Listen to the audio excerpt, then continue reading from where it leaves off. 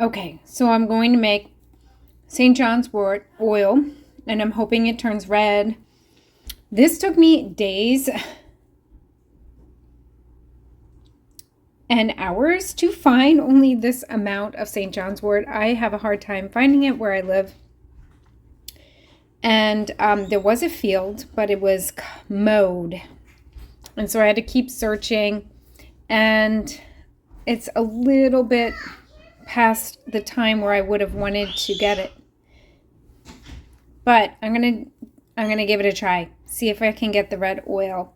Regardless, I'm going to infuse this anyway, and it's good for joint pain and inflammation, and even applied topically can improve mood.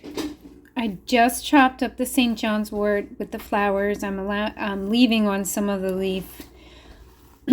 Ideally, if you have enough, get all flowers and put the flowers in the jar, but I just do not have enough.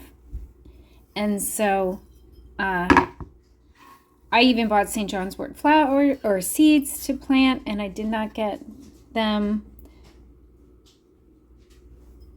But I'm going to, like I said, I'm going to give this a try. I'm going to fill up the jar and then pour the oil on, the olive oil, and see if the magic happens. Just want to show you those little red streaks on my hand from squeezing the flowers. That's the oil, the hypericin, that makes the infused oil turn red. So that's a good sign. Okay, so here is my St. John's wort in olive oil, and I use extra virgin first cold press.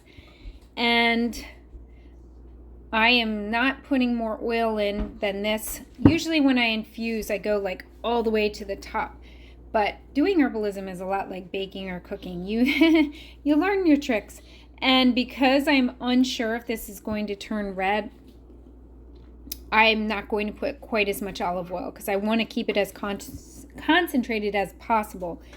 But I have a feeling it will turn some sort of redness just because I have some of the red oil on my hand. Gonna come back a little bit later. This is going to go on a sunny windowsill for 2 weeks.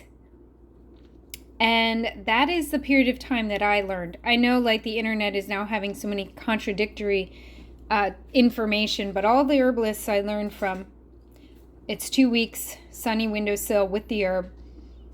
And then you strain off the herb and then you store out of the sun. And that is what we do as herbalists.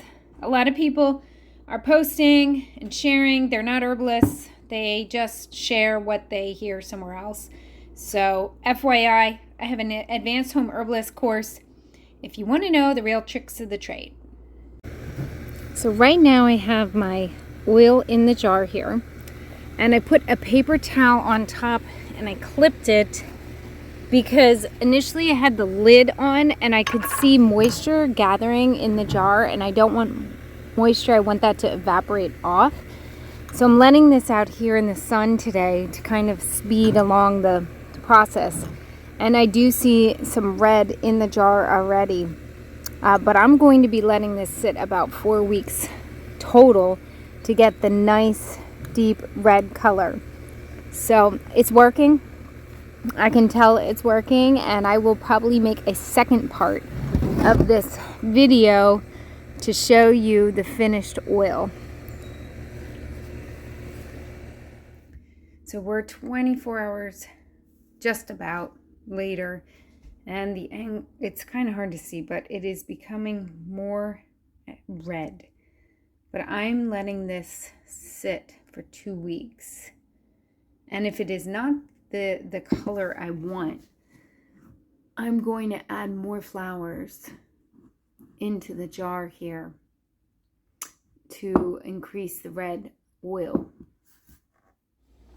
So this is the last time I'm showing this jar. So we're at officially 24 hours. You can see the red here at the top of the jar as I go close. And I am happy with how it's already starting to turn red. I will make another video of this near finished. So thanks so much for watching and have a good day.